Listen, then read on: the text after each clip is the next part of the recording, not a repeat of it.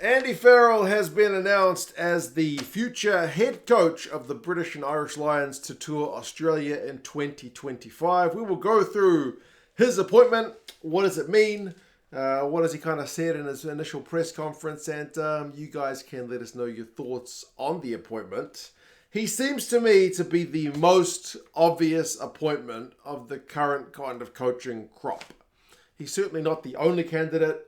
It would have been tough to pick any of the other guys ahead of Andy Farrell if you're looking at the Welsh, English or Scottish coaches. Certainly Borthwick's not been in the England job that long, and Gregor Townsend hasn't had as much success as Andy Farrell has had. And Warren Gatland has done the Lions 3 times already. I think he said after the last one that this was it. He wasn't going to do it again. So that leaves Andy Farrell as your kind of obvious choice. I suppose they could have got somebody totally external to come in. But why would you when you've got a candidate like Andy Farrell, who's there? He's had amazing success with Ireland, taking them to be long-term number 1 team in the world. He won a Grand Slam with them in the last Six Nations.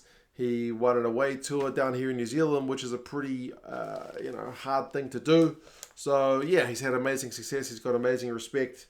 He's worked with the Lions before in 2013 and on 2017 as defence coach. He's not lost the Lions tour when he was an assistant coach. So yeah, he's certainly got the pedigree, and I would think currently you would find it tough to pick someone more qualified for the job than Andy Farrell. His biggest challenge, and I should say his selection was a unanimous one by like the Lions rugby board. It included like Ian McGeechan and Brian O'Driscoll and whatnot picking him. So yeah, he's clearly the favourite candidate. But his biggest challenge is always with the Lions tours is getting a cohesive team to hit the ground running with such little prep time. You get like 6 games before your first test. I'm loving that they're playing the Pumas in Dublin as their first game. Last Lions tour it was Japan.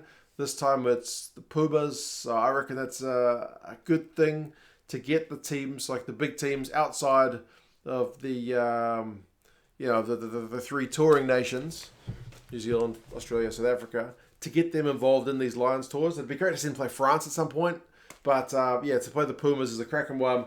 And then the Super Rugby sides plus this New Zealand Australian Invitational side before the first test. It's a really small time frame to get a team going. I know you get all these star players from all the different sides, but to get them going in a short time frame is just always the biggest challenge. Now, it may be that is not Andy Farrell's forte. If there's one thing that there's a little bit of a kind of asterisk about for all of Andy Farrell's phenomenal coaching, the one thing you would say is he didn't have the instant impact on Ireland like we've seen other coaches. Like when Michael Cheika took over the Wallabies back in 2014? He had pretty good initial impact. Eddie Jones with England had pretty good initial impact. Andy Farrell's Irish side didn't get a Grand Slam kind of in their first year. They had to go through a couple of years third place before they really took it to that kind of next level. I think it was third, second, then Grand Slam. So it wasn't necessarily the quickest burn. I mean, I still think he's the best candidate. I think he's certainly a better coach having 4 years under his belt as head coach of Ireland. But that is obviously going to be his biggest challenge. So what did he have to say about his selection? He's obviously pretty chuffed. He said the selection means the world to him. He's really grateful to the IRFU for letting him kind of have the secondment. And interestingly, it's a bit of a cliche, but he talked about putting the team first, which with the Lions is easier said than done because you've got the distractions of, loyalty to players that you've worked with for him in the Irish case, maybe the English. Has he worked with any of the current England players? His son got brought up, Owen Farrell. Like, will you be selecting him if he's playing in France? And he talked about how there's no eligibility criteria restrictions on the British and Irish Lions guys. So potentially whoever's in good form. But yeah, team first. It has to be. You can't think about, I need to have, 6 Irishmen and 6 Welshmen or whatever. You can't do that. It's easy to want to do that. But as the head coach, you need to make those hard calls and put the team first. I'm confident he's going to do a good job. It is a really weird situation where we know who the British and Irish Lions coach for 2025 is going to be before we know who the Wallabies coach up against them will be. The Wallabies or the Aussie Rugby Board are still in the process of finding a new head coach. Obviously, the The Wallabies will have more time to prep their assistants and whatnot in the meantime. But yeah, head coach wise, the Lions have got the jump on the Wallabies in that regard. So are they the favourites? A lot of people are picking a 3-0 sweep to the Lions, but I really do think it is too early to say. There's a lot of rugby to be played between now and then.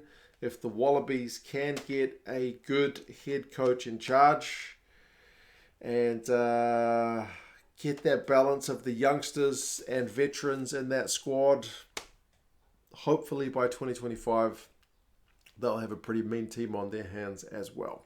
Now, we don't know who the assistants are going to be. They did ask Andy Farrell who he's got in mind, but he said there's a lot of time to kind of come between now and then, and that there's coaches who maybe are just starting their roles who kind of put their hands up between now and then. So, yeah, I'm sure it'll be a mix of coaches from England and from Wales and Scotland as well. That tends to be the way it goes. They like to get a bit of a balance in the coaching staff. He can't just take all the Irish assistants and whatnot with him because they'll need to kind of hold the fort with Ireland while he's away with the Lions. So, yeah, it is going to be an interesting one, folks. You guys let us know your thoughts. Do you reckon Andy is going to have a 3-0 sweep? Do you think his Irish side can hit the ground running? If you want to get yourself some British and Irish Lions gear, check out the British and Irish Lions rugby store. They've actually still got a little bit of gear on sale from the last tour, but probably only if you're a size small. But otherwise, they got hoodies and jackets and t-shirts and whatnot. All kinds of British and Irish Lions gear if you want to get the jump on early in terms of that stuff. But yeah, you guys let us know your thoughts, and I'll talk to you guys again soon. See you later.